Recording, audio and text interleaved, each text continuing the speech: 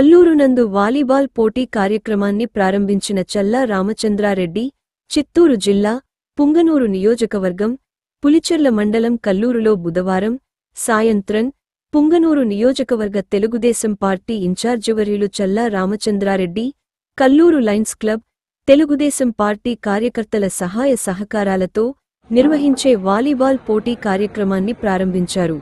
ఈ కార్యక్రమంలో క్రీడాకారులు, మండల తెలుగుదేశం పార్టీ శ్రేణులు, అభిమానులు, ప్రజలు పాల్గొన్నారు.